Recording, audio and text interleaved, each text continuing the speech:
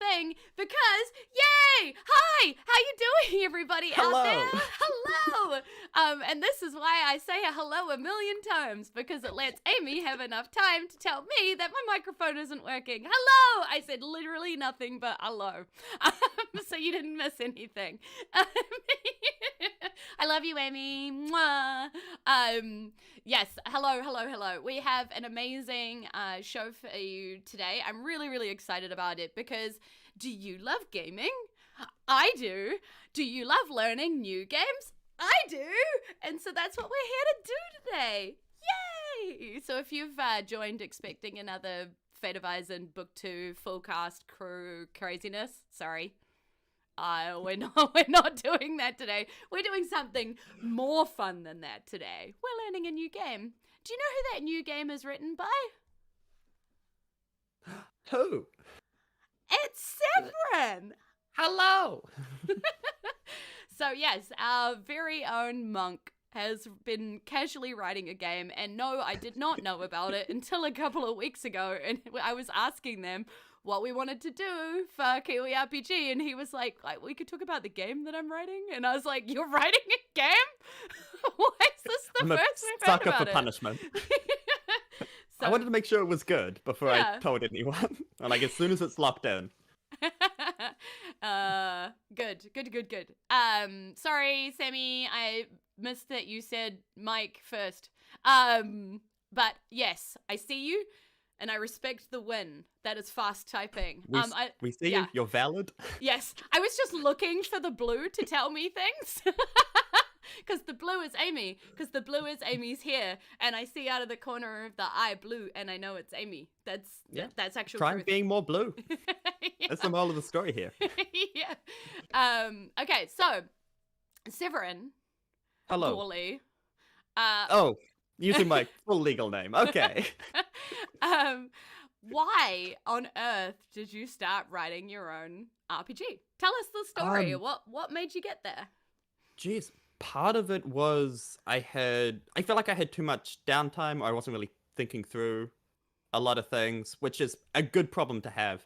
As I say, I'm also kind of a sucker for punishment. I wanted to challenge myself and see if I could more than anything.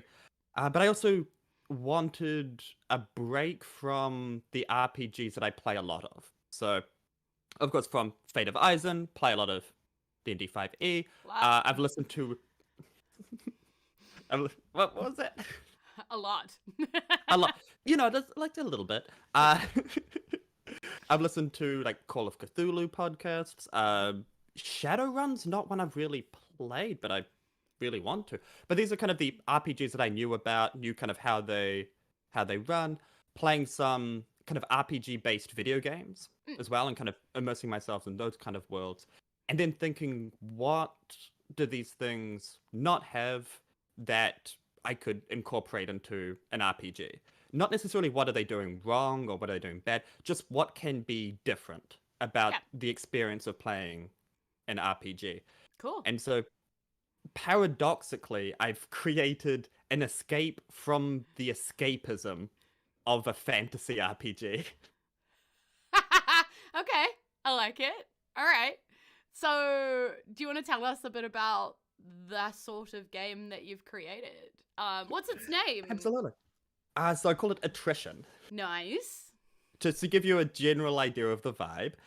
So I've been thinking this past week from knowing I was going to do this, how do I describe this game in like a little like elevator pitch to somebody? Yeah, give it to and me. The best way I can put it is a realistic improvisational RPG, which takes place in an alternate history United States during the 2008 financial crisis. That's very specific. It is very specific. The reason for this is I wanted a modern setting, but not something so modern that the players aren't removed from it. Okay. That it is still you're inhabiting a different world than the one that you live every day. It's also a very interesting period of time. Yes. There's a lot of economic turmoil, a lot of political turmoil, which can factor into the narratives of the game. And also like an alternate history United States, because everyone knows something about Yes. America. Sure. Everyone know. has like a couple of facts. There was that guy who got shot and that other guy who got shot. That's what I know. Yeah, and that was just yesterday. But we're going grim with this one. Buckle in. It's cold. Very grim. I was talking about the guy who got the top hat shot in the theater, and then the guy who was driving along in the car who got shot. Right. I wasn't talking recent. That's my history facts. There was these two famous people that got shot, right? And then they wrote a paper at some point in the middle of that said everybody's free and awesome. Exactly. But in a game of attrition, that might not have happened. Okay. That's why I say it's an alternate history for two reasons. It gives a kind of narrative flexibility, so you can play with the world, you can put like a fake small town that you've made up into it. I also don't want to be bothered by history nerds who are like, wait, that didn't happen. I'm like, alternate timelines. And then I moonwalk away into the darkness. Nice. So yes, the possible settings you can have in the game, you can have anything from a small town called like Jenkins, Mississippi, to like a big bustling city, maybe like a New Amsterdam, because the Dutch didn't sell it back to the English, so now it's called this. So there are fun things that you can do with the world and with the setting. Nice. And then in terms of running the game, something I have found from playtesting this once, but I definitely want to do more, is it works very well kind of compact. So it's good to have a GM or a game master who's just kind of the narrative, describes what happens, describes the setting, having, of course, a player where things happen to them. But then I've also found one of my friends offered to play the NPCs in the session. Okay. And that was a lot of stress off the game master. Yep. Because they can also throw curveballs in that you're not prepared for. Is they can do what in improv terms is known as an offer that you're just not expecting, and now you have to roll with this, as well as the player being able to do it. And that's what adds to the improvisational aspect of running a session, is that you now have two things that can completely twist the narrative. Okay, I like it. It's very yes and, obviously. So, yeah, how do you control, like, the types of offers that people can do? Like, why couldn't I not just be like, cool, so I've invented a time machine and I step into it and now I've undone the last, like, 10 years and it's unicorn colored now? Well, so now we get to the mechanics of the game. Okay. Where the thing with an improvisational game is you have to justify why you're making that choice. Yes. And so that's, I think, a lot of what drives what a player can do is, oh, you've made a time. How have you made it? Yeah. What materials did you get? How do you have the knowledge to make it? Yeah. And so it is not as wide open as just like an improv session. It is still an RPG. And there are still rules. I was definitely thinking about games of Space Jump in my head, which are like my key improv kind of moments, you know, where you're just changing the scene to be something completely different. So not quite that far into the improv, sort of more into like offers that make sense based on the thing that you're doing. Yeah. Kind of more of a freeze tag kind of thing. So you're looking at the narrative, what can you build onto it, what decisions can you make? Yeah. Kind of thing. I'm so into it. the roles and the stats of the game. So in Attrition, you have 6 main stats, split into 2 categories, mental and physical. Okay. And so I have to click across to my sheet to remind me what they are, because I am a professional. So the physical ones you've got are brawn, fortitude, and swiftness. And the mental ones are logic, will, and panache. I like panache. That's very good. Panache is a fun one. That is, any social interaction that you have with an attrition could be a panache roll to see how you can kind of navigate that. So unlike other role-playing games, there aren't kind of set skills. There is instead an action a player can do, and then how they do it corresponds to what stat is used for the role. Okay. The best way I can put it is, let's say you're scanning a room trying to find an assassin who's trying to kill you. Sure. Normally in your D&D 5e, that would be a perception check, maybe an insight if they can push it. With this one, it depends how you scan the room as to what skill. Are you trying to logic out, if I was an assassin, where would I stand in this? Are you using your will? Are you just like really bugging your eyes out and focused in with kind of a determination to find them? Am I flipping a table? So because I'm pretty sure it's underneath, right? So just like flip. Yeah. Exactly. Are you darting your eyes around quickly? So that's the thing. A lot of the roles are, how can you justify what your character is doing in the moment? And playing it, you get invested in your character and you're like, this is what my character would do, is the hope of how a player kind of rules that. Yeah.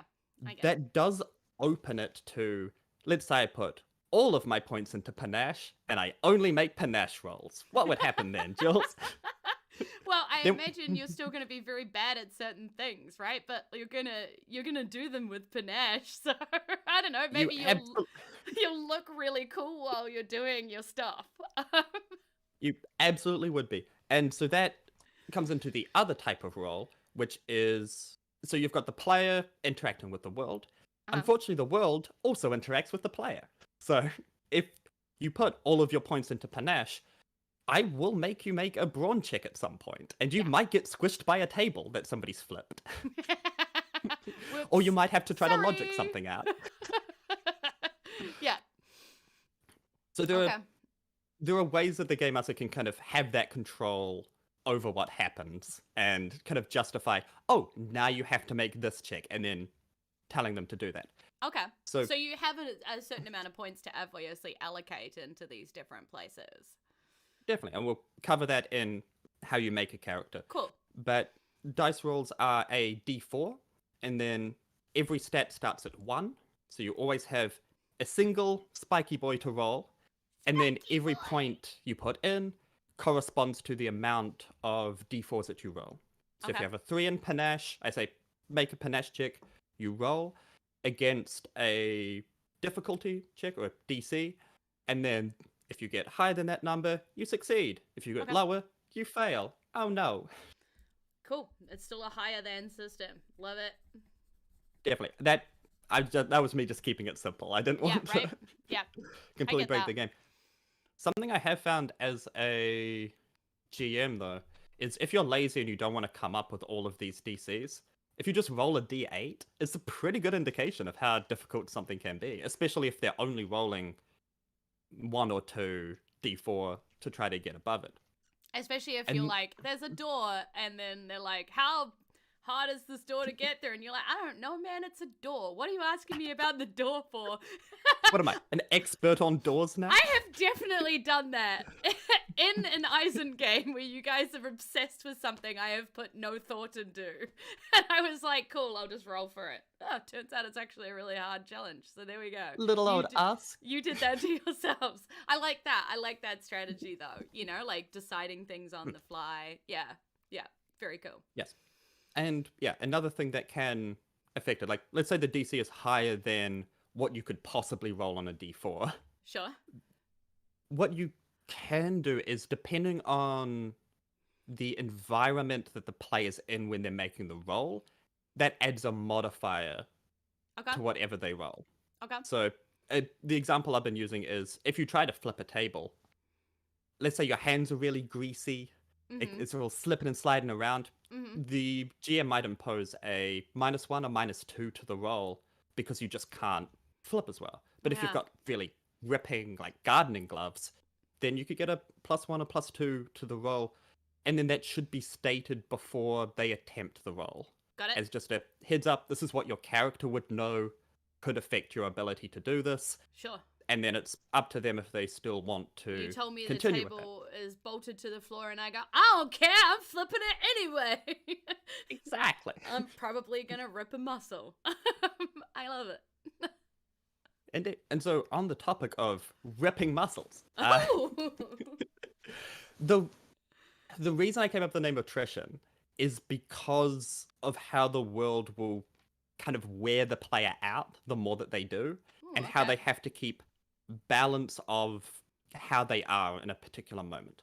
So each of the 6 stats Mm-hmm. correspond to a condition gauge Okay. of things that will affect them in the moment. So brawn corresponds to hunger, fortitude to hydration, swiftness to sleep, logic to sanity, will to motivation, and panache to empathy. Okay. That And makes if I can sense. share my screen for a cheeky moment.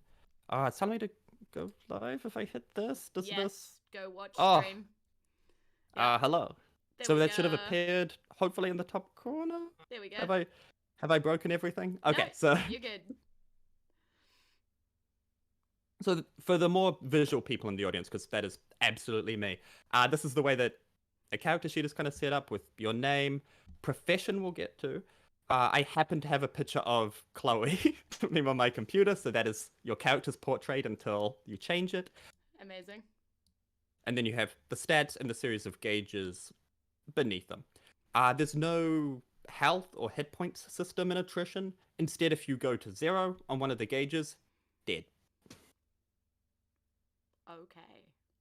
And so, to be nice to people, I have said the more points you put in a particular stat above 1, the gauge also ticks up 1, the corresponding one to that. So if you are a strong boy, you start out very full, and it's harder for you to get hungry.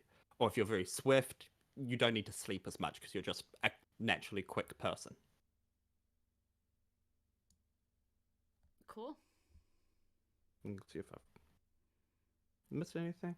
Oh, so there are thresholds. So it's not just all or nothing. It's not just, oh, you're fine, you're fine, you're fine, you're fine, death.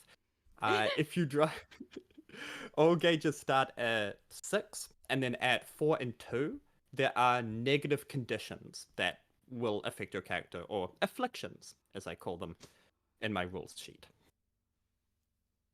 And then those are listed on a table, which I really should write more of, but I've been procrastinating. And You'll have to now. I will, I know. And those will affect your ability to do things in the world, not necessarily related to the stat that the gauge is on. So, a good example is if you drop on the sleep gauge, you can become cranky and irritable, which will affect your ability to interact with people, which will affect your panache rolls. So I have mixed it up a bit like that, so that players don't necessarily know what is coming at them and what negative effect it could have if they let their hunger gauge slip down or they get very dehydrated. Okay. Yep. Okay. I like that because then the negative flavor is kind of defined, right? Based on what you do rather than having to, as a DM, figure out what it could be. You've sort of got an indication if you're keeping an eye on their sheets and their stats and stuff. Exactly. And I've got one for each of the point gauges. I do want to expand that to have maybe 2 or 3 for each so that the player can't predict, especially if you play the game a lot. That like, oh, I dropped to this one on this time before. The same thing's going to happen. I do kind of want to keep that a bit fresh, but Yeah. that's something I've still got to work out is other things that happen when you're slightly sleepy. It's the kind of mental process I've had to go through. And then, of course, Yeah, however you should you... look up insomnia symptoms because, yep. Oh, the brain eats itself. It's literally. very cursed. Yep.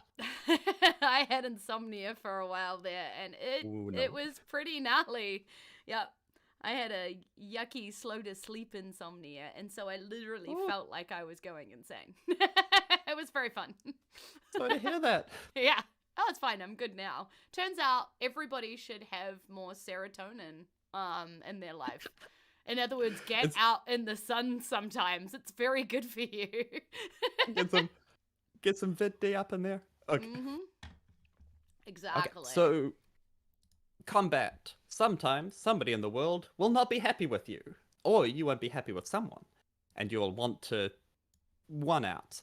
So combat in Attrition, the best way I can put it is it's a kind of dice version of paper, scissors, rock. Okay. So you roll 3d8. The person you're fighting rolls 3d8. and then you assign each of your dice to a particular stat that you justify by saying how you are either mitigating the conflict, striking them in the throat, whatever. Yeah. So, And that could and be that like will, things that you pull from the world around you to help you out as well, or yeah. Okay. yeah, exactly. Cool.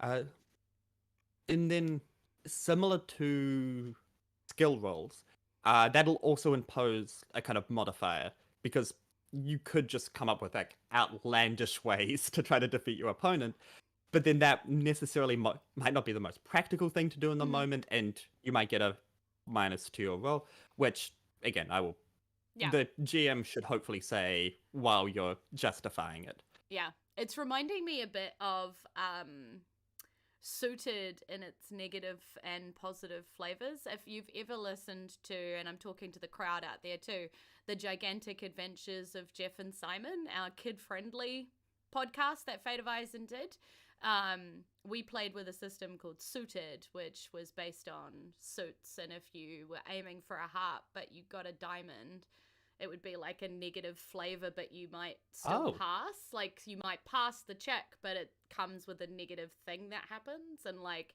that kind of flavor. I like that sort of fun. You know, it's like, yes, you do the thing, but you do the thing bad.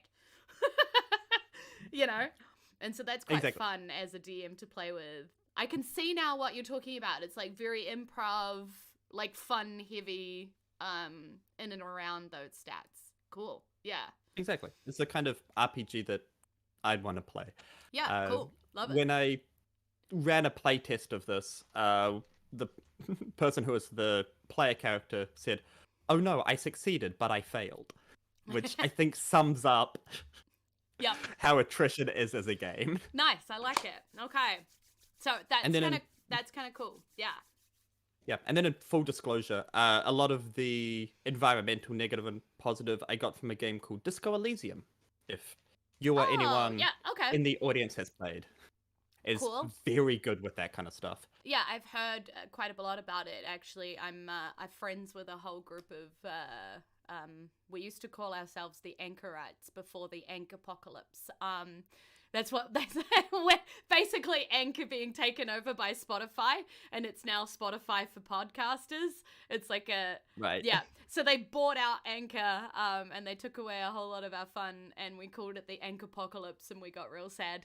Oh no! But there's an amazing group of like old school RPGers and stuff that are just talking about all of these amazing games that exist and talking about why you should play them and how awesome they are and how they work. So,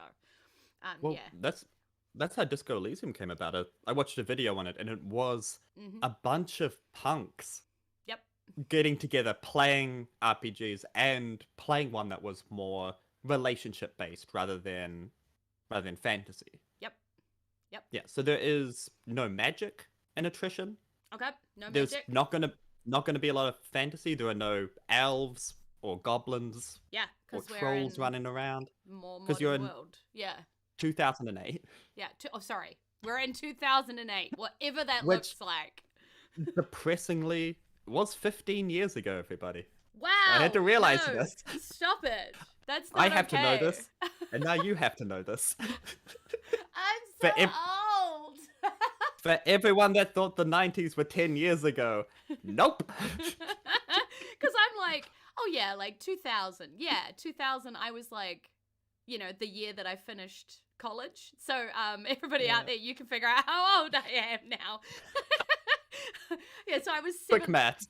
7th form 2000, and that doesn't seem that long ago when I think about it, but also when I think about it in numbers, it was forever ago. So, oh yeah, yeah, it's one of those things. That's why it's got enough of the distance there. I feel like to give a general idea. It's also not as locked into a style as I feel like the 70s, 80s, and 90s were. I think so. It kind of gives a bit of flexibility there. Yeah, I definitely am attracted to the music of different eras, and I don't know why, but I immediately was like, isn't the Spice Girls back then? But I think the Spice Girls might have been earlier than that. I was just like early 2000s. Spice Girls? Sure. No, yeah, I think Spice Girls were in the noughties, I'm pretty sure, but Venga Boys Also, were like 2000. oh, the Finger Bus. Oh yeah, I did a talent show dance to that. I'll have you know. Love it. Is I there was any that footage lame. that survived? No. So glad. Anyway, back I was to thinking attrition. that could be a treat for the Patreon. Oof. So this is still kind of in development as an RPG. Like I don't Yeah. have a published source book, anything like that. I'm still trying to figure out certain things. But I feel I got enough to talk about it. So a good example of things I haven't quite worked out is I haven't really worked out a leveling system for Okay. attrition.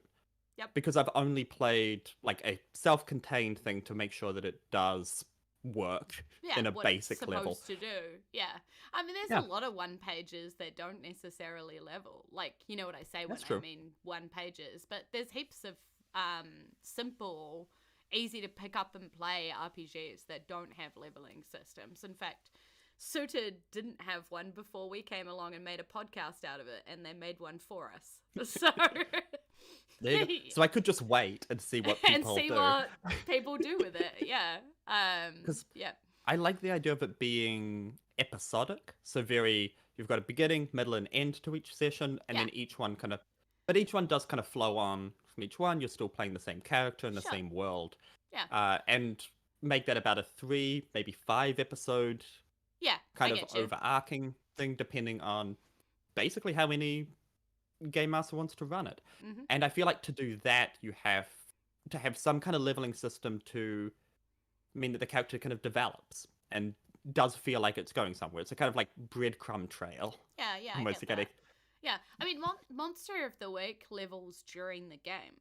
Like, you get, experience from doing things, and then it opens up and unlocks, like, another random table, basically, that you can choose from. Oh. During the game, spend those points, and then you have to get the points back up to get another thing from the table again. So even if it was something even that simple that you could use during that simple episodic, that is quite a cool idea. I mean, don't like steal straight from Monster of the Week, because Mike Sands will be mad at me. But also, not every game needs to have a complicated leveling system. Some people like having their characters like die and then have to have a new one. I got told when I went to my first Monster of the Week game, bring 2 characters because one of them is going to die. Like, maybe your game is just, like another version of that kind of simplified, canon. Yeah, it doesn't have to be. Maybe. If you're still thinking about this stuff, it can literally be whatever you want it to be. It can be remember, you're making the game, as you said right at the start, that you want to play, right? So what do you want to do?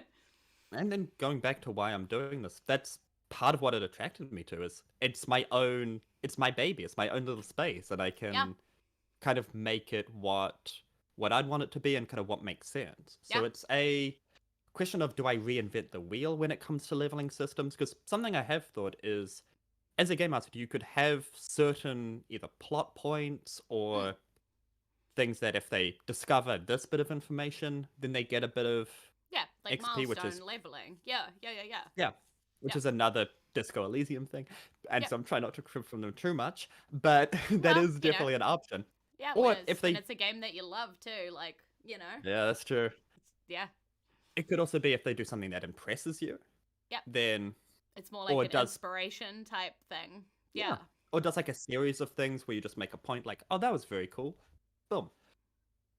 Yeah. That might be what I lean towards.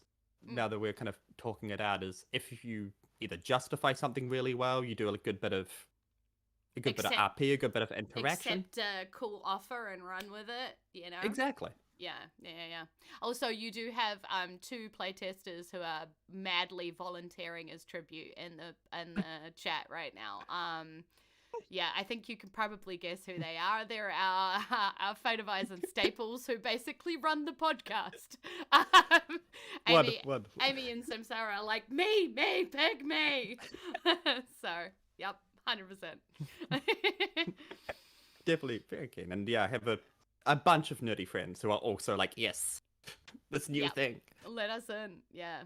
Yeah. I mean, it's great to put it through the playtest ringer. I mean, this is literally what Bride did. He came on and he talked about a game concept that he had with D12 Go. We played it. A bunch of the Fadies became playtesters. They're now going on and running it, and Brad actually has a thing that is for sale on RPG Drive-Thru. So, it would be awesome if, through the process of all of this, we got to support you to do the same thing. We're very big on supporting people to do their cool stuff and bring it to the fore. Yeah. Exactly. I very much appreciate the opportunity to talk about it as well. Yeah, hell yeah. That it's not just this thing I'm keeping in my head. It's kind of slowly driving me insane. The good insane. Mm-hmm. And I find creation, I don't know about you, but I find creation is easier when you have like people to bounce off. Not necessarily because you need their opinions on it, but because as you're trying to explain it to somebody, the thing clicks in your own head and you're like, oh yeah, that's why I did it. That makes sense. There is a reason behind it. There was a reason I did it. Yeah. Definitely. So getting back to things that I have written and thought about. Yes, apologies. No, it's all good. It's all good. It's really good kind of talking out the context of even RPGs. This is what the week's about. Yeah. So character creation, which is a very important thing in any RPG. Yes. So in the same kind of vein that Attrition is kind of improvisational, it is a kind of dance between the game master and the player to figure out what the world is. Character creation, I have also made very much a discussion between the person and their player. Cool. So in what's the world... First question that you ask players. Yeah, that's what I was going to say. Like, what's the first question that you do to get us thinking about that? Oh, so the 2008 setting, it being a kind of at least capitalist, if not late capitalist world. Sure. And the first question that any person would be asked in that world, what do you do for a job? So instead of classes in our game, there are no races in the class as well, because again, there aren't elves. Well, there aren't fantasy races, right? So we're all just peeps. Aesthetically, the character is whatever you want to make it.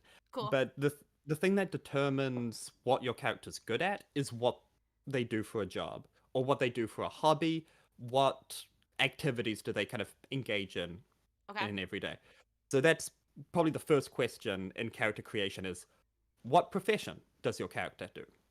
Okay. And the second question is, what kind of is your character? So if you say a lawyer, like, okay, are you an intern? Are you just a recent graduate? Do you own a law firm? Where are you in in the kind of hierarchy of law?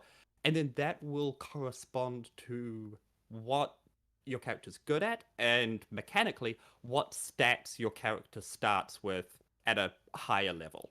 Okay. So again, similar to, I think it's Tasha's Cauldron in D&D. Rather than having fixed stats, they give you either 2 into one stat, 1 in another, or 3 points to put in 3 different stats. Same with my game, is depending on what the person answers and just having a discussion, what their character does, how they are, how they kind of compose themselves, that corresponds to where the stat points go. And so the game master could be like, oh, you are a prosecuting lawyer, top of your game, sought after by every law firm. You're going to have 2 points in panache and then 1 in swiftness because you're quick on your feet. Cool. Something like that. Cool. And then that's I know. And that's a discussion. That is, and then the player can be like, oh no, I was actually thinking this. So they don't have to take what the game master says, but it is ultimately the game master's decision because it does have to stop somewhere. This cannot be the entire session is arguing where the points are going to be. Yeah, fair enough. Okay, I've got a concept in my head. You want to hear it? Love to. Okay. I'm a big, fairly quiet dude who just sits in the billing call center of like of a company that charges way too much money and changes its bills and stuff all the time. So he constantly gets called, like, why is my bill higher this month? You know, and has to kind of just explain, like, the company script or whatever all over every day. But when he goes home, he's just really good at cross-stitch, and he makes these beautiful, like, cross-stitches all over his, like, you know, walls and stuff. And it's just very at odds with this, like, you know, this very large, kind of imposingly spaced, but very quiet-spoken cross-stitching man. Yes. Okay. I have a few questions. Yes. Because there will always be follow-up questions. I love it. Please hit me. If you're a game master trying to... P.S. I don't know where this concept came from. I'm not thinking of anyone in particular. I just put two things together in my head. There's not going to be someone in the chat be like, wait, what the hell? Yeah, why is this me? Exactly. So how does your person cross-stitch? What is their method? It's like very concentrated, but also doesn't use like a guide, like creates out of their own mind beautiful things that they've seen somewhere and can kind of visualize it and put it like down, if that makes sense. And that's quite hard to do with cross-stitch, but like has this like brain that processes like a sunset and is able to put it into like stitch. Yeah. Okay. And then in terms of them working at a call center, how do they deal with conflict? Because I can imagine some people are ringing up very angry and very frustrated. Are they kind of a calm presence, or do they just push through and like talk over the person and be like, no, you listen to me, sir? No, I think he's like one of the people who's like, yeah, I totally get it. Yes, I understand. Yes, it is, you know, like a horrible thing to do to you. No, I didn't write that bill personally, you know. And it's just patiently walking them through, and then like, you know, hearing all these sob stories of like these old women who can't pay for their dog's funeral now because the bill was too high, and their dog just has to be like buried in the garden now, and he's just like, oh, that's horrible. Yeah, no, absolutely, I do apologize on behalf of, you know, freeform company, you know, like he's just patiently listening. I think he goes home and he's really sad about all of these, like, but he just listens and then gets to the end and does what he can, you know. But there's not actually a lot he can do because he's quite low on the ladder, so doesn't really have much control, so sometimes just has to push it up to management, you know. Yeah. Okay, so a few things from the character creation. Oh, what's your person's name? Oh, what is my person's name? How does he answer the phone? Welcome to Freeform Corporation. Company. Oh, corporation. Freeform Company. This is Brian speaking. He's got to have a normal name like Brian. Brian? I think. Yeah, it's got to be Brian. Yeah. Does he have a last name, or is it one of those things you've only known him as Brian? If somebody heard his last name, they'd be like, "What? He had a last name?" Like someone in payroll has been paying this guy and is confused about him. Like does not know who this like. I bet you his name's like Brian James Kenneth. That's probably his name.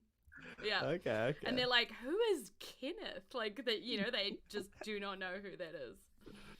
Easy. So say, along with a character sheet, I've also done a game master sheet so they can keep track of certain things. And so on one page you have player stats, which is their name, where they're at the various gauges, like a corresponding number so they know if they drop down. And then the next page is just purely notes of people they've met, places they've been. So with this one, I'd instantly write down Freeform Corporation because then that's something that's going to come back in. Hell yeah. I think in improv it is called reincorporation. It's taking something that's happened, putting it back in, calling back to it, that kind of thing. So it's very good. And again, that's another reason to have somebody playing the NPCs. So as a game master, you could make notes of things, keep an eye on them without having to definitely some overbearing manager who's like tiny. Do you know what I mean? Like some little tiny manager who's like constantly at Brian all the time. It's like, you know, it's like those little tiny dogs that have just like big, like small dog syndrome. Yeah. It's that, but in a person. It's just a person with small person syndrome. Yeah. Brian, you know we love you around the office, but you haven't submitted your timesheet for this week. I'm just checking when you're going to do that. Yeah, and he's like, sorry, I was on a call with a lady whose car got crushed by a hurricane, and she couldn't pay a bill. I was Oh, trying that's to terrible. help with that. Like, I thought maybe we could refund her this month, maybe, because like Oh, of the car thing. I mean, refunding is a lot of effort through payroll. I'm going to have to talk to Deirdre. You know how Deirdre is. Right? You, No, it's fine. I, Please don't bother Deirdre. It's fine. okay. Yeah. Are you gonna do your timesheet? Yeah, I'll do it now. Okay. This Good boy. giant guy just sinking into his chair. Oh yes, and the again currently nameless manager, straight back, just shoulders Yeah. back, power posing the whole time.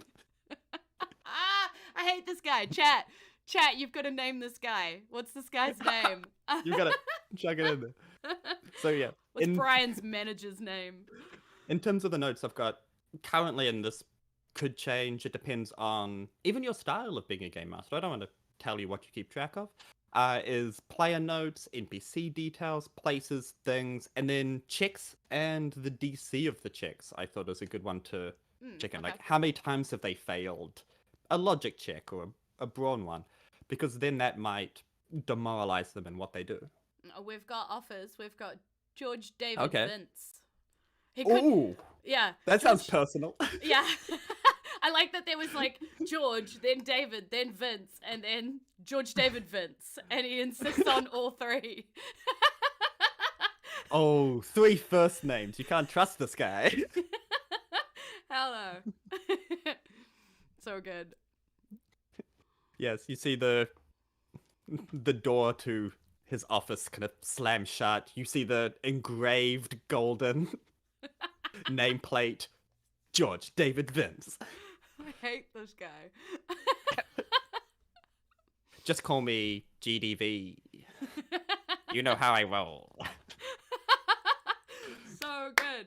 Okay. So, yeah, the thing that kind of finalizes the character and kind of really makes them who they are the stat points that you Yeah, put in. cool. That's what makes them unique from other people, is what they can do well. Mhm. And so a good way of doing this is to definitely do a split, and it's never going to be even, between physical and mental. So you don't want all mental traits or all physical ones, because that's going to unbalance the character a bit. Yep. And That then makes another sense. thing you can do is give the player a choice. You can say you can either have 2 in this one in this, or 1 in these 3. So with your guy, I'm trying to think what I decided. I could either give you a 2 in panache, because you are very empathetic over the phone, very kind of socially aware of how the person's feeling. And then I think 1 in fortitude, from just being able to hold all of the cross-stitch patterns Yeah. in your head and kind of put And them out there. everybody's sad stories too. Like he just Yeah, holds exactly. all of that in his brain. Yeah, that kind of makes sense. I like that. Or alternatively, you can move one of the points in panache into logic, I think, as well. I think Yeah. your guy does sound like a very logical person to even keep track of the cross-stitch and where you put things Yeah, particularly. I think I like that. So 1 in logic, 1 in panache, 1 in fortitude. Okay. Cool. Easy. And so then that would start you on the particular gauges with a 6 in hunger, 7 in hydration, 6 in sleep, 7 in sanity, 6 in motivation, and 7 in trust. Nice. Another thing that I haven't done, which I've been umming and ahhing about, is positive effects happening if you go too far on a gauge. Oh, Or yeah. Okay. are there negative effects happening if you go too high on a gauge? Yeah, that's also true, eh? You can be like overconfident and stuff, right? Yeah. So you can be over in positive stuff, you know? Yeah. You can be too full, too hydrated. Yeah. And even on a mental level, empathy's the panache one. You can be too trusting of people or too empathetic for what they're trying to do. So much.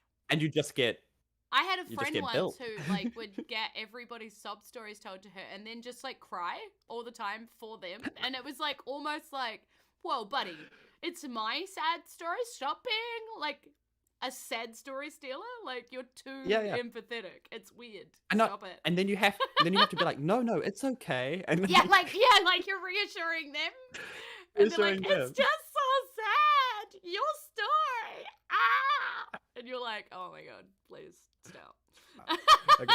I love it. So I think negative flavors for being too full makes sense to me. Yeah, I think that's cool. I mean, it's more stuff I gotta write, but them's the breaks. More than happy to do it.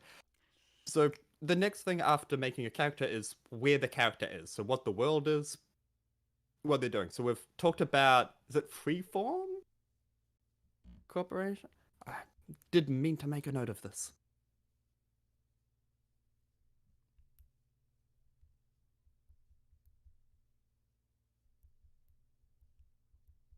Yes? Yeah, No? freeform. Sorry, freeform. Easy. So you've got Freeform Corporation. Whereabouts is the office that Brian works in?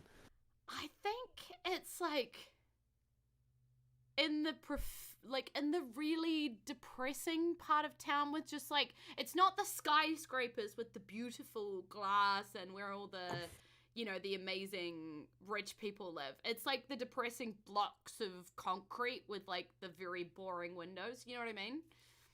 Yeah.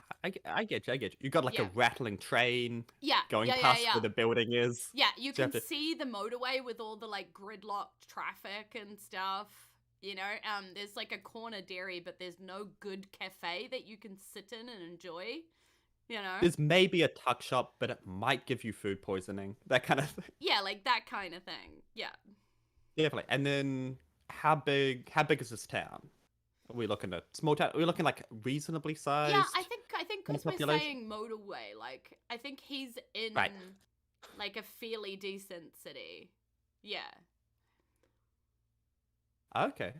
Is it the capital of whatever state it is, or is it just a big city? I think it's a bit like it's just the city that's nearby, like nothing, like heaps of rural. Oh. So like all the rural areas, if they're like, I'm gonna make it in the city, this is where they go, but it's like not the actual city, if that makes sense. Right. What is the name of the city? It should be something really sad. Let's call it Grayside. Grace. I love Grayside. Grayside, the city. Yeah, because it's like grey, and it's not even the main city; it's the side city. Yeah. People aren't sure if it was named after like a Cornelius Gray, or that's just the color that it's always been. Yeah, it was like randomly named after the side of a building. They wrote it down wrong. It was supposed to be the color of the side of whatever the town hall was going to be, but they put it in the wrong spot. So that's the town now. Nice. So yeah, we find ourselves with Brian in, I'd imagine, a cubicle? Yeah. If it's a kind of call center, kind of headset. Yeah. With the like desk, with the little like cat poster where it's hanging on to the twig, Yeah. Like that kind of scene. Exactly. Something I like about the 2008 setting is technology has also come quite a bit in that time. So you've got basic mobile phones. Mm-hmm. You've got what would probably be a brick of a computer. Yep. With like big... small screen, lot of cream colored for some reason, because they seem to all be cream colored at that time. There was no other color you could make a computer. He's constantly cleaning it because it gets like that dirt in the, in the like, lines of it. He's got like a squeegee. Yeah. Okay. And yep, you can correct me if I'm wrong. This is just the sense I'm getting of the character. I'd imagine he gets there early and then leaves kind of in the mid-afternoon. Like maybe does like a 7 to 3 even. I think he definitely gets there. There's dishes in the sink because people from last night didn't do their own dishes. He just kind of washes them and puts them all back on the shelves. Like he's that guy and like eats his breakfast at work and then washes those dishes and then goes to his cubicle. Yeah. Yeah, and then he'll overhear some coworkers be like, "No, it's great. The dishes are just done when I get in the morning." Yeah. Oh my god, that is so random. Oh my god. Yeah, and he just doesn't even correct them. He just like nods like, good job, me. You know? Oh, another question. So this is part of a rundown kind of office building. Hmm. What other offices are in this? Like, what floor do you think Brian works on? What are the other kind of things around him? I think he's not the top floor, but he's high enough that he should take the lift, but the lift is always like not on at that time in the morning, so he has to walk up all the stairs. Oh no. Because it's like a He gets up power sweaty. saving initiative or something, you know? It's fitness. You got to get your steps in. Yeah. Yeah, so it's like nearly to the top, and then because he was excited about that when he first got the job, because he was like, oh, it's going to be a window, but he got put like right in the middle of the floor where you can't even like see the window if you like crane out of your cubicle, you know? Yeah. It's just the offices around and like printers by the windows. There's Yeah. nobody. There's nobody there. There's nobody there. They don't want you seeing the outside. So good. This is sad. This is making me sad for Brian. Welcome to Attrition. I love him. Exactly. It's already happening. I tell you, you talk through what a character is and you get connected to the character. Yeah. And you care about them. Yep. And then if the game master is particularly malicious, then they throw things at Brian that he has to deal with. That's true. It's only fair. And that's why I see it as an episodic thing where whatever setting the gauges are kind of carries through several days, through several weeks of their life, and the different trials and tribulations that they have to go through, as mundane as being bitten by a rat, or as impactful as burning the office down. These are I was thinking decisions. Restructure, and he has to go through Wait, what did I say? Yeah, he has to go through like a horrible interview process to try and keep his job that involves some weird, like, mission to do something. And he's like, why is this part of keeping my job? Yeah, that'd be great. Exactly, and so it goes through who Brian meets, things like that. How late are we going here? We can go for a little bit more if you want. Okay, so we find Brian in his cubicle.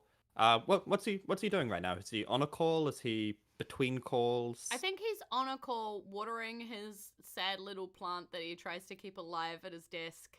Has he named the plant? Oh, or is it just like, okay, what's the name of the plant? Steven. And for the people at home, I'm putting Stephen the Plant into NPCs. Because technically that's a non-player character. Stephen looks appreciative. Yeah. But is still hanging there limply. Yeah. Like a banana peel on a hot day. Yeah. And Brian goes, one day, Stephen, we'll have an office by the light. I promise. What did you say? Are you still on the line? Am I still on hold? Sorry, hello? yes, hello. Yes, I've looked up that bill for you. Yes, it has risen $150 this month. I simply can't afford this. My cat's in the hospital. I can tell you that we've added a whole other service to your charge for this month. I didn't even know you could get cat conjunctivitis, but my cat's in the hospital. It's going to be very expensive. Please, is there anything you can do? I understand cat conjunctivitis is terrible. I'm sorry for your cat. But there's and again, he starts reading from the script. There's a whole new service of freeform. We are now able to freeform your conversations for you. All you need to do is call this number and we can script you some interesting conversations to have with your friends. Doesn't that sound great, Phyllis? Why did your voice go weird? Are you reading from a script? No, definitely not. I believe in everything that Freeform Company has to say to you today. Yes, got it. Do you have any pets, young man? No, well, I mean, there is Steven. What is a Steven? He's green and he likes the sunlight. That's a weird color for a cat. It is, yes. I My understand that. My one's called Poppy. I've had the cat since I was a child. Oh, yes. How is it still alive? It's a miracle of modern science, but that's not important. What's important is I need some help here. I'm barely keeping my head above water. Oh, the payments they give me should- from the government, they're not enough. You should definitely kick if your head is nearing water. That's not good. You're telling me that's not good. I'm drowning in debts here, and you're just adding more debts to my debt. I'm very displeased. I do understand, and Freeform Corporation wishes they could help, but you have prepaid your month's supplies. I can, however, cancel your subscription if you would like. What happens if you cancel the subscription? What happens? Well, it will be cancelled in another 18 months. So all you'd need to do is cancel now and continue to pay for only 18 more months. And then you could stop. What happens after I stop? Well, I mean, we will come and take all of the Freeform supplies that you have and also your friend. Oh dear. I see here that you have a Freeform friend that we supply. Yeah. Derek, he's great. Oh, well, yes, Derek would be gone. He's a lot more helpful than you are. Please don't take Derek. I do apologize on behalf of Freeform Company. Okay, make a panache check to see how convincing your apology is. Okay, so I roll my d4, right? Yes. Oh, I got a 4. Oh, so you roll a d4 per point that you have in panache. So you roll 2d4. Oh, okay. No, I only have 1, don't I? Because panache 1, logic 1, fortitude 1. Oh no, so all of the stats start at 1, so you'll always have, so I have 2 dice okay. to roll. Thank you. You have 2. Thank you. Oh, good. So I have a 4 and a 3. 7. Oh, that matches the DC. Jeez, what did you call it? Like Gladys or something? Phyllis, I think. Phyllis. Oh yeah, Phyllis. Kind of, you can feel kind of nod on the edge of the phone, be like, I apologize. I know you're just doing your job. I didn't mean to take it out on you, young man. It is totally fine. You can take it out on me all you like, as long as you are still enjoying Derek as your friend. He will be there for you as a Freeform companion. I appreciate that, because I mean he is very helpful with the gardening. Yes, I do see that. That's another reason why your subscription increased this month. What's the garden? Yes, I do see here charge here for garden. And also I one will for concrete bath. over it. A girl's got to get clean. It's unwomanly. It's unsightly to be grubby. I do agree with you, and I know Stephen would agree too. Thank you, dear. Just before I hang up, because it's almost time for bingo. Are you sure there's nothing you can do for me? And he thinks really hard, right? So like he wants to try and see if there's a way that he can like cheat the system a little, like maybe give her something for free next month, and so that would help, you know? Okay. Yeah. Make me a logic check, but I would say the DC is slightly raised because it makes sense. You can see click to see George David Vince is that guy. Yeah, he's kind of come out of his office and he's kind of like looking at you and he's just like kind of surveying. Brian starts the talking peasants. faster. he's like, absolutely, ma'am, I'm just looking now. There's nothing we can do for you, and he says it really loudly because he can see. Yeah. I'd say it doesn't give you a list to the roll, but it does mean I'm rolling a d8 in the background to see how difficult things are, and I'll bump that up a little bit because of it. So those are 2 things you can do as a game master. You can either be like, no, terribly be bad at it, or it just becomes that bit more difficult. Yeah, And that makes sense. yeah, the difference is things happening to the person or with the person, and just the environment people live in their lives is depending on which one you do, if that makes sense. Yeah. I think he hits the mute button on this giant phone thing, and then just goes, and you can pay us more money next month for your rudeness.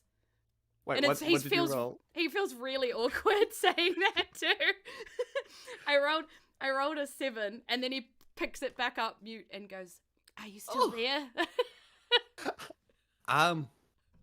Yeah, no, in an instant you think, wait, there was that one system thing. If you just like tick this box and then select this thing from the drop down and then go onto this other page and then like move, glitched the system or whatever. Yeah. then yeah, you can basically bounce a required payment kind of out of the system. You're not sure where it goes, but you can bump it from Yeah. Okay. So he from goes, Phyllis's page. Yeah, so he clicks some buttons and he goes, "Thank you for calling Freeform Corporation. We look forward to getting your, it's not gonna be very much, money next month." So he's like whispering into the phone, like, "We're not gonna charge you next month," but like he's like, What are you saying, dear? I'm a little hard of hearing. Yeah, okay. I don't have my hearing aids on. Goodbye. And just kind of hangs up on Phyllis. Yeah, we cut to Phyllis in, I'd admit, probably a small granny flat, beautiful garden. Like, hello? Oh, Derek, he hung up on me. And then we cut back. We cut back to the office. I don't know why Freeform Corporation gives friends, but they do now. They do. They do. That's canonical. So what does Brian do after a call? Does he have a particular ritual that he does? Does he kind of mix it up depending on how the person was? He has to write a report about how the call went, what kind of like, there's like a thing he has to file after every call or whatever, and he files it to his manager. Yeah. Yes. You hear GDV, George David Vance. Brian, make sure you fill out your form, please. Yes,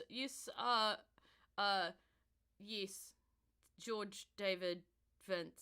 Because, like, he's never been asked to call him GDV, so he has to say the whole name. Yes, I'm glad you call me that.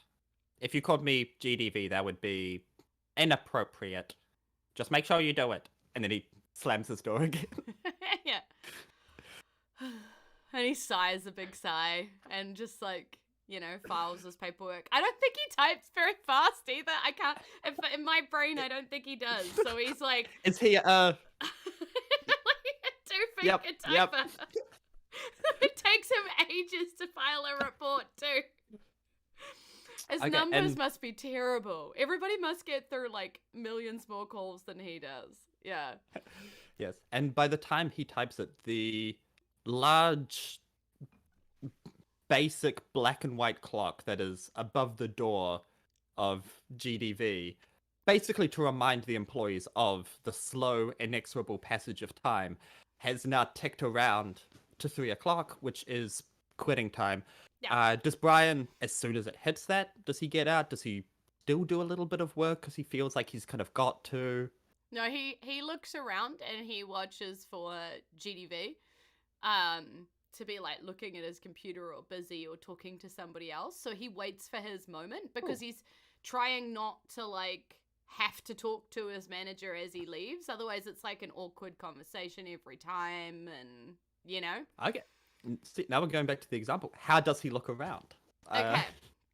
I think he's got like one friend maybe in the whole of the floor, and he's like, psst, psst, because he can't see into their office, so he's talking to like somebody else to find out if he's, like where he is. Yeah. And you just hear like, no, that's terrible. Like, honestly, I would help you if I could, but unfortunately, I'm going to put you on hold for a second. Yes, Brian. Hello. And he's like, is he in there? Can I gap it? Oh, you mean GDV? Yes. Um, And he just I looks mean, sad. I mean, the blinds on the window are closed, so I think he is.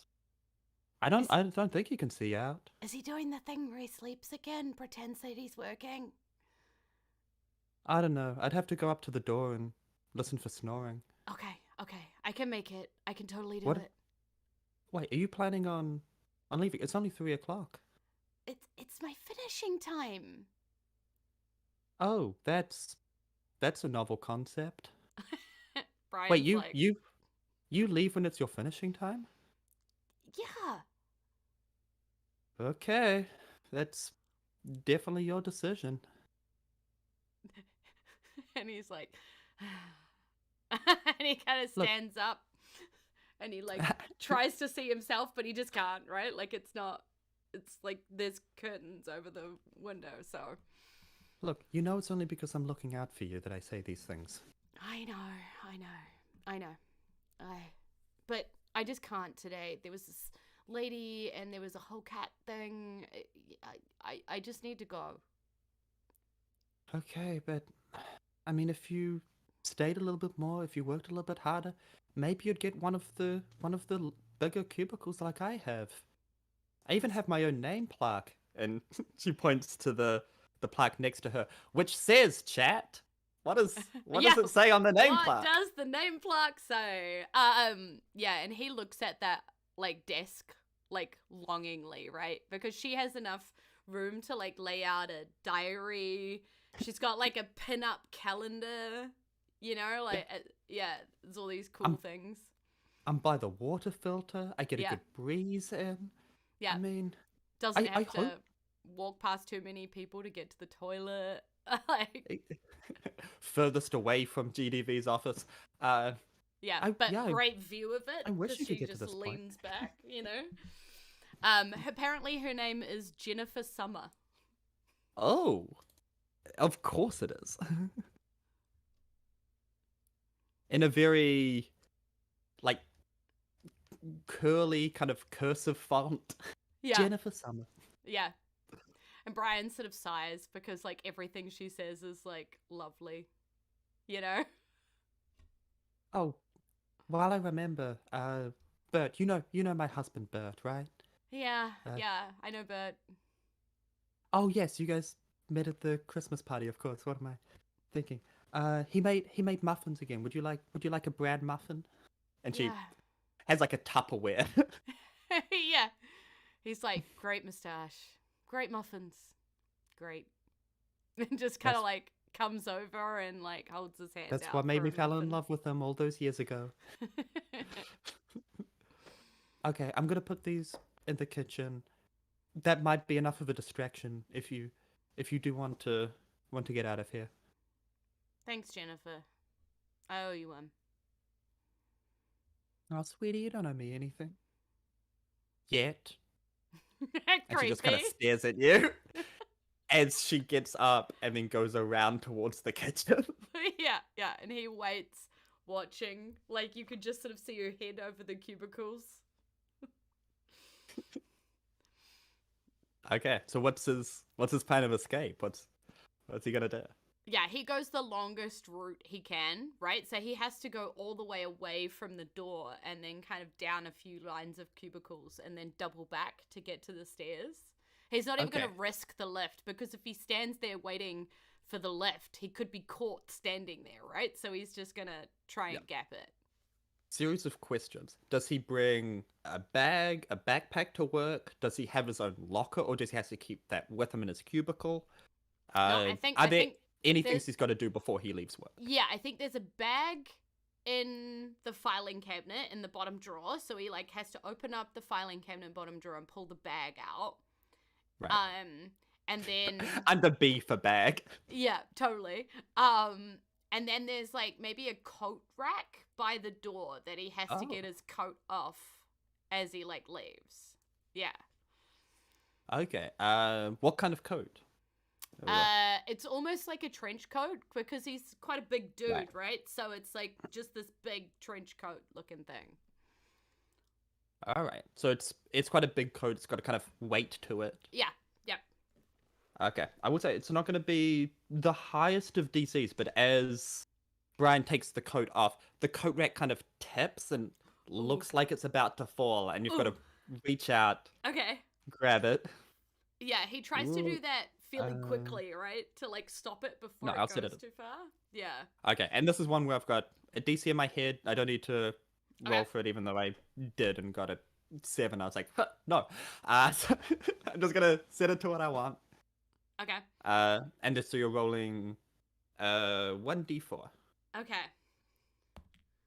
A 2. Again, you make the DC, which means that so a lot of rolls in attrition, similar to D&D, is the extent to which you make whatever check it is. Sure. Yep. So because you've just made it, it looks like it's gonna tip over it almost, and you just at the last moment managed to catch it, gently set it back down. You're Yeah. Where is Jennifer? How embarrassed am I right now?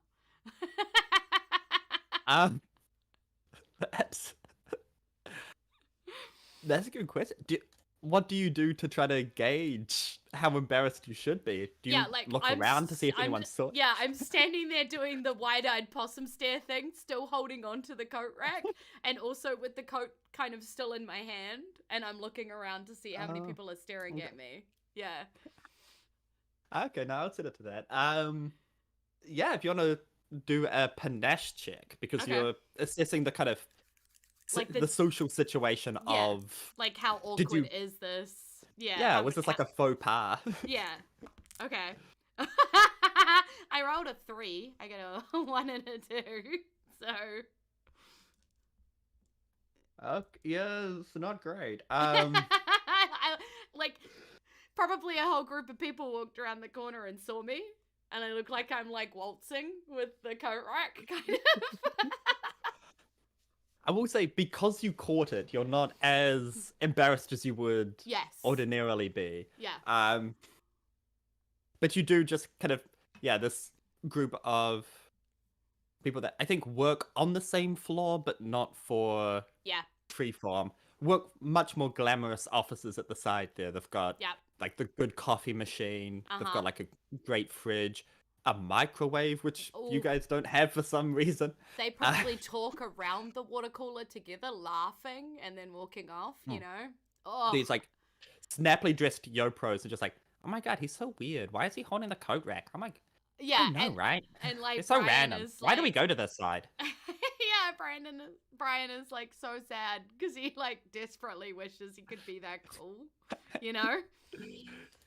That's why he's like embarrassed, because he's like, the cool people saw me do it. It's not that the thing I did was dumb, but yeah. And I would say that makes him a bit more jaded, a bit more. I'm happy to take 1 point in your empathy track. Okay. Samsara said it sounds like the sales and marketing department.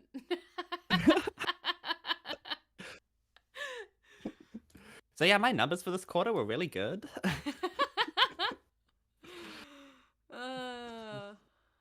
Okay, are there any other things that Brian needs to do before he... No, I think he is like done with today, and he wants to run down the stairs and get out of here, you know? Seems like he doesn't even try the elevator. No, nope. Because otherwise he has to do that thing where you push the button, you stand there and go, yeah, cool. Just waiting. Okay, so you... I'd say, I'm not going to make you roll for this. You're familiar with the stairs. He climbs up them twice a day. You're willing to go. You get down to the lobby of the building, and you're just ready to gap it out of there. Yeah. But unfortunately, because you're not wearing headphones, you're not like locked into anything, you meet the very chatty security guard. Oh no. Who's kind of in one of those circular kind of like pods. Yeah. Oh, hey, Brian, did you catch the game on the weekend? Hey, yeah. Yep. The game. The one with the ball and they pass it, right? I mean, that's a lot of them, but yes. So I'll say this will be a good time to show this mechanic. You're trying to leave. The guard has now, who's, oh, I'll just call him the guard. I think that's fine. I can't always put it to Twitch chat, even though you are basically a name generator at this point. Will get out from the little pod and kind of like stand in front of you, like, yeah, that's a lot of them. Did you catch the Hawks play? So this is you're trying to leave. He's stopping you from leaving. This is a combat. Okay, I like it. So what I'm gonna do is, in my mind, I have kind of stats for how the guard's gonna do things and kind of operate, and then you're gonna have in your mind how would Brian try to, I'd imagine politely, because he's a sweet boy, get out of this social situation and then just book it out of the door. Yeah. Okay. And then something to note with combat is it's a best of 3, but even if somebody wins the first 2 rounds, still play out the last one, because similar to skill checks, it's a game of degrees.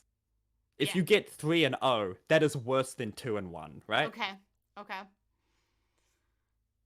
So basically what's going to happen is we're both going to roll d8s and then take turns one at a time. Jules, you'll say, this is what I do. I'll say, this is what our guard does. And then the highest number at the end of that wins that round.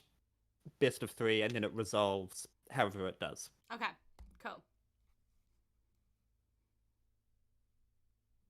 Okay, so there are different strategies you can do. If you roll high, do you use that initially? Do you use that in the middle? Do you use that at the end? Yeah, okay. So he sort of thinks quickly, and he thinks he remembers who the Hawks are. So he's sort of like, oh yeah, sort of like a burgeoning thought in his brain, and he thinks if he can kind of like connect with him, then he'll go away and stop talking to him, you know? So it's like, he's trying to be like this thing, and I'm out, you know? Okay. Yeah, so he's like, Hawks, yeah. Ha! And he does like a pose that he thinks he remembers from one of the like team mascots or something. Yeah. Okay, that answers the question I was going to ask. Yeah. So you're trying to bluff. Yeah. Knowing I'm basically trying to bluff, like, I totally remember the Hawks. Okay. I'll say because the guard wants to believe that you support the same sports team that he does, you get a +1 to the dice. So that also might affect if you use a low dice or a high dice. So you're using panache? I guess so, yeah. I guess I am.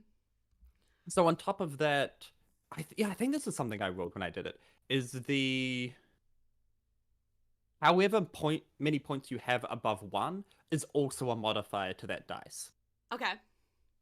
So you'd get a +1. Yep. The one from having a 2 in panache, and then I'm just, again, gifting a +1 because of environmental reasons. He wants to believe me because we're bros or whatever. He's engaged you to talk about the game. He wants you to be kind of involved. Okay, he's gonna be disappointed because I rolled a 2. So I have a 4. See, I didn't decide. I didn't decide which dice I was going to use. I think okay. I'll stick with the one he originally did. So he got a 2. So he's definitely like, oh yeah, the Hawks. I mean, I have season tickets. I bring the kids. You're a fan of the Hawks. I knew you were a good guy, Brian. I knew it from the beginning in my soul. Okay. This is kind of backfired because he's now more engaged. No. He tries to. Okay, I will give him like a friendly like punch. You know, like the shoulder punch of bro to bro punch. Which also is sort of like okay, I'm leaving now. Haha, fun. We had a great conversation. punch on the shoulder, and I'm out. Okay. You know, he's still trying to just leave on some kind of way, and the verbal didn't go well. So maybe if he just physicals his way out of it. Yeah. Yeah, I'll say as you go to do the brofist, the guard's eyes kind of light up in the same way that Brian can imagine that the guard is like, oh, I've now made a friend. We're bros. Yeah. We're gonna just have a long conversation, really, really connect. Yeah. As bros. What skill are you using to? What kind of brofist are you doing? I mean, I think he's trying to do like, because you know everybody thinks of him as this weenie guy, but he's trying to be like one of the bros. So like he's trying to judge how strong to do it. So it's like strong enough. So that'd be okay. That would be brawn. So unfortunately, you don't get a modifier to the D8 that you use. And I'm also going to say there are no environmental things. This is just a straight brofist. What have you got? Okay. Okay. I rolled a 4. Just straight 4. Okay, so he got a 7. So what happens is you go for the brofist. He locks it. You do like this kind of handshake. His hand's moving. Your hand's just trying to follow up, and he's like, Brian, that's going to be a handshake from now on. Now that we're best friends. Now let me tell you about the kids. So the youngest is Kevin. Now he's a bit of a rapscallion, and he just keeps. Oh no. He keeps going. How does Brian react in this moment? I think he's just backing towards the door. Like, that's nice, great. Yes. Okay. And he's just like backing away. Okay, which door? The door to the stairwell or the exit? Because he's currently because he's between you and the exit, so you'd have to like skirt around if that's what you want to do. I think that's what he's gonna have to do, because he doesn't want to go back upstairs because his boss is up there. Like, that's you know, that's GDV, bad. man. You can't do that. So he's just gonna like crab walk around. Okay. He's just like, he's just trying to get out of here. Are you trying to do it quickly? Are you trying to do it forcefully? I think he's just trying to like get any kind of movement. You know, he's trying not to be rude, but he's so tired and so over today. So he's just moving with purpose towards the door. Oh, no, totally. A game. Yeah. Yeah. Yeah. I was gonna say, is he responding to what the guard's saying? Is he being like, oh yeah, that's crazy, man? Or is but he's talking like over. So he's not really listening. He's just talking a string of words constantly. It's just like, kids, totally great. Tomorrow, sometime, maybe we'll talk then. Okay, bye. Okay, so we have one apiece. So you've got you one around, the guard one around. This last one, the guard's going to try to perfectly mirror his body around. Mm-hmm. That's free and I will language. Say, yeah. He'll just kind of mirror, and I will say if he succeeds on this, he will then just like follow Brian out to like the parking lot and just keep chatting. Terrible at his job, but okay, I'm keen on it. Right. What am I rolling? Am I just rolling like will of spirit to get out of here? You know, well, yeah, that's why I asked what you do. Are you trying to tune out kind of what he's saying as well? Oh my god! Because if you do. I don't think it matters, Severin.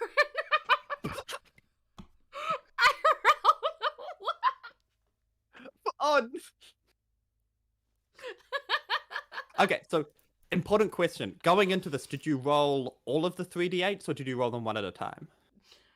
No, I rolled them one at a time. So the way that combat should work. I could have chosen. Okay. Apologize for maybe not explaining this the best. No, you roll. This is good. 3d8s. Yeah. Yeah, exactly. If you're learning, the audience is learning, and then I'm learning how to explain it. So yes, you roll all 3d8s, and then you choose which one you use. Which is why I was saying that if you roll a 1 and an 8, you have to decide which one you're spending that on. Yes, and which one. Okay, cool. Which is the paper, scissors, rock kind of aspect of betting. I rolled terribly the whole time. I rolled a 2 and a 4 and a 1, so I don't think it would have mattered. Hoping Exactly.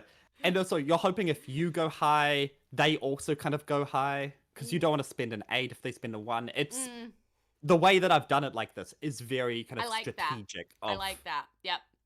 I'll That's tell you it's what the situation is, and you decide: do I want to just nuke this, yeah, or do I want to spend it this? it's gambling. It's a little bit of like poker. It's like betting on the odds. I like it. Yep. Yes. Okay. So he had a 4. So as you try to leave, He just follows me out. yeah. Oh, so good. Okay. I And mean, the oldest one Brian. is Kyle. He's, Yeah. I mean, he's just so sullen. Do you have kids? Do you know what I can do to get him to open up? I'm his dad. I feel like I should really be there for him, but he's always playing that metal music. Yeah, and by this point, Brian has undone his like bike lock, and put the bike lock like around the seat again because I think he bikes to work. He doesn't drive. He can't afford a car or parking. So Right. What does the bike look like? Is it a like new model? Is it a old one that he's maybe like either inherited, bought secondhand? I think it's like, it's like a good newer bike. Like he's invested in a Okay. good bike, so it's comfortable. It's got a comfy seat and a comfy like, tires, and it rides well, right? Because he's a big dude, so it's got to like hold him. But he's like put a wicker basket on the front that he's also like embroidered the front of, so it looks like really cool, and it's got his like name on the basket and stuff. Oh, you got your name on the basket. That's so cool. Ah, my wife Wendy, also like a very kind of crafts person. You guys should get on. You should come over for dinner one day. Meet the kids. Yeah, Brian's just nodding, like pretty sure that he's just like, in this life now, and he's just made a friend, and now he's gonna have to see kids and stuff, and he's kind of like just dealing with it, and then he goes, "Do they like cross stitch?"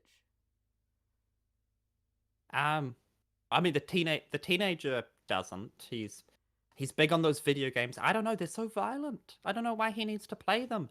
I think Wendy might have done it before, but hasn't for a while. We've just been, and so busy with the kids and both working. I mean, we both need to work to try to make ends meet. But yeah, if you come round, we could try to cross stitch. I can see if her old cross stitching stuff is in the garage. He's like, "I like cross stitch," and he just kind of wistfully off to the side as he's like letting this conversation like wash over him. He's like, "I could maybe cross stitch with," and he like struggles to remember, and he goes, "Phyllis, no, Wendy." Oh, Wendy. That's it. You remembered. Like a good friend. He nods to himself, like, because he's just like, cross stitching's good. Maybe this is how I get out of this. I make him go away by saying I will look after the one who cross stitches. Oh, good. And as he cycles off, you say, "Goodbye, Brian. I'll talk to you tomorrow, and the day after, and the day after that, and then it's the weekend. But then on Monday, then I'll talk to you as well, my good friend." Yeah. And he goes, "Goodbye." And he realizes he doesn't know that guy's name. He really should have asked, but he didn't. He was focused.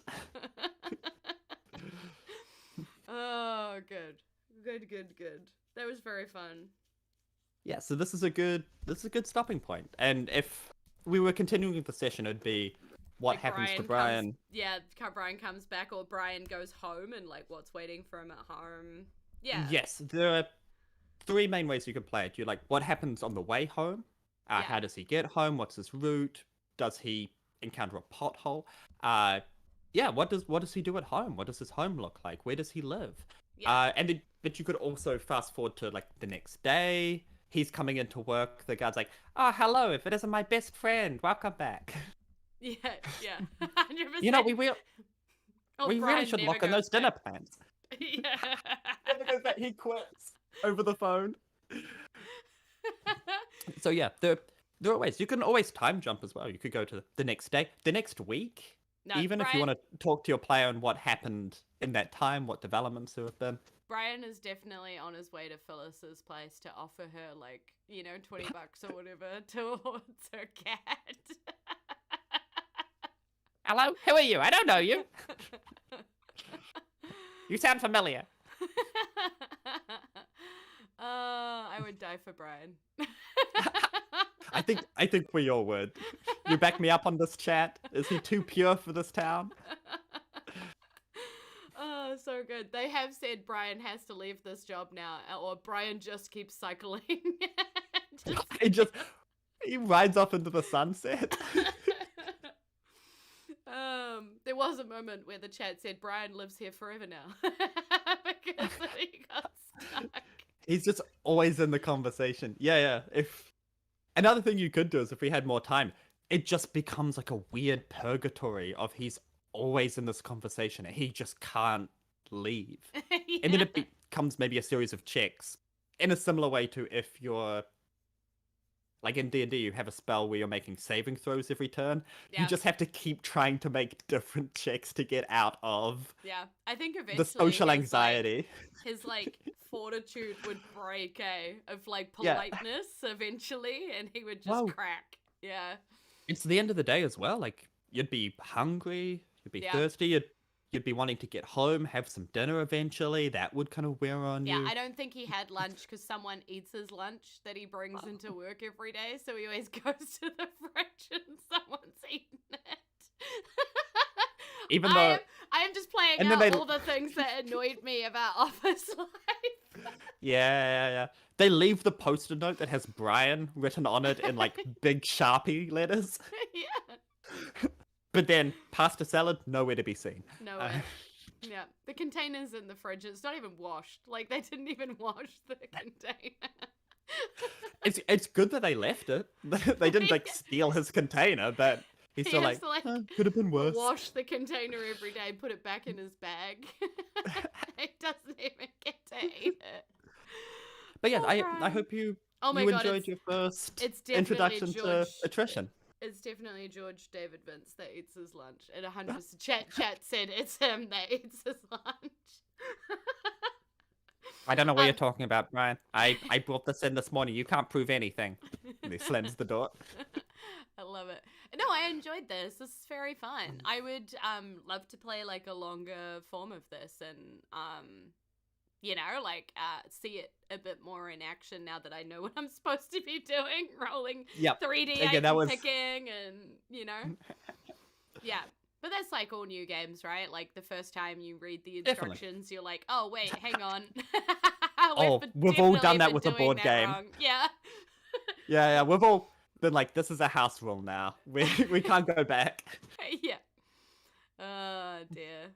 Yeah. Indeed. So, yeah, I hope you enjoyed being a Play Jules. I hope you, audience, enjoyed what happened. 100%. I think chat has been enjoying the the